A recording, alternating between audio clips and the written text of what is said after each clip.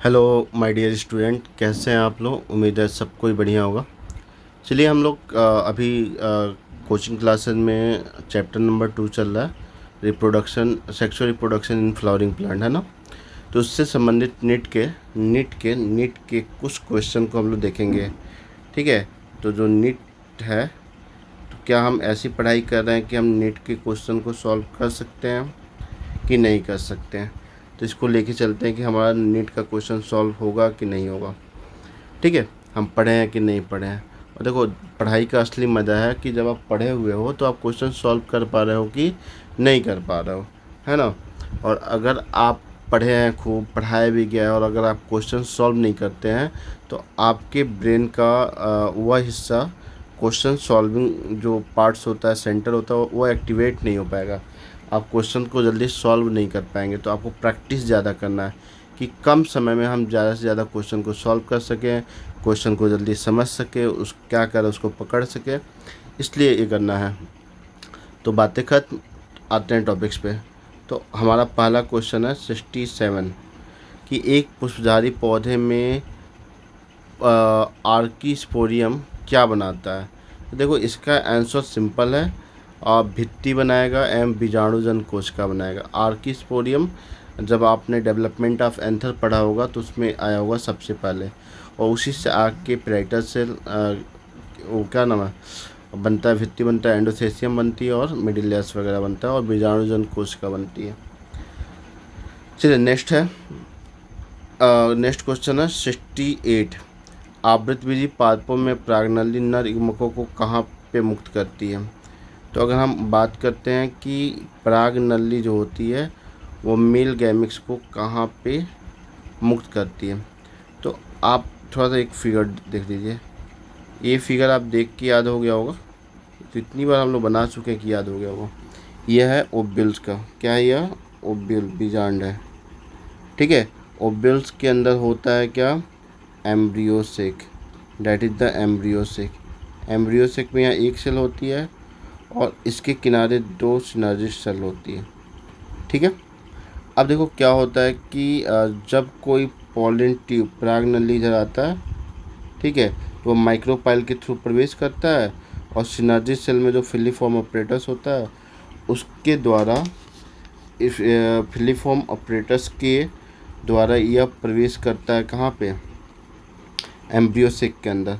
तो यहाँ पे जैसे ही आगे बढ़ेगा तो यहाँ रिलीज़ करेगा, तो यहीं पे मेल गैमिक्स को यह रिलीज़ कर देता है। तो इसका ऑप्शन जो होगा वह ऑप्शन हो जाएगा डी। ऑप्शन हो जाता है इसका डी। और ऑप्शन डी क्या है, सहायक कोशिका, यानी कि सिनर्जिस्ट सेल। ठीक है। तो सिनर्जिस्ट सेल इसका ऑप्शन हो जाएगा, आपको याद आ रहा होगा। नेक्स्ट बहुत ही आसान क्वेश्चन है, और 69, ये 2002 में पूछा गया मेडिकल के एग्ज़ाम में। तो पूछा है एनाट्रोपस में बीजांड द्वार की स्थिति कैसे होती है। अभी हमने फिगर बनाया था, अभी हमने फिगर जो बनाया था वो फिगर यही था कि यह एनाट्रोपस ओबिल्स है। क्या है, ये एनाट्रोपस ओबिल्स है। तो एनाट्रोपस देखो, ये फ्यूनिकल हो गया, या माइक्रोपाइल हो गई, और ये चलाजा हो गया। तो एनाट्रोपस में बीजांड द्वार की स्थिति पूछ रहा है। तो एनाट्रोपस में बीजांड द्वार की स्थिति का नीचे की तरफ है। तो ऑप्शन नंबर बी सही हो जाएगा। ऑप्शन बी इसका क्या है, सही है। चलिए अब हम फिर बात करते हैं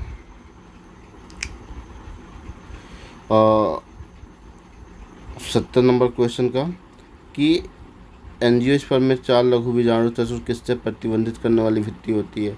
कैलॉज होता है। जब हमने आपको माइक्रोस्पोरोजेंसिस पढ़ाया था तो हम बताया था कि कैलॉज जो होता है इसको टेट्राइड्स को जोड़ के रखता है।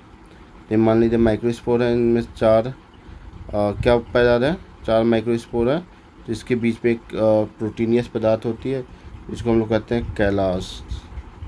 ठीक है। तो कैलास इनको जोड़ के रखता है। चलिए नेक्स्ट क्वेश्चन है क्वेश्चन नंबर 71। वायु परागण किस पादप में पाया जाता है, या वायु परागण की क्रिया किस में होती है। तो अब आइए एक बार सिंपल तरीके से देख लेते हैं वायु परागण। सॉल्विया में कीट परागण होता है, वोटरबुश में पक्षी परागण होता है, बैलिस्नेरिया में जल परागण होता है, और नारियल में बैलिस्नेरिया में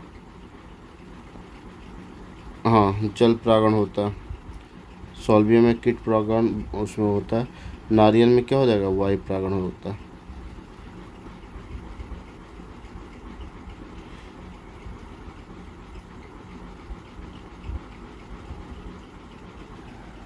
ठीक है, तो ये आपका कुछ क्वेश्चन है, देखिए।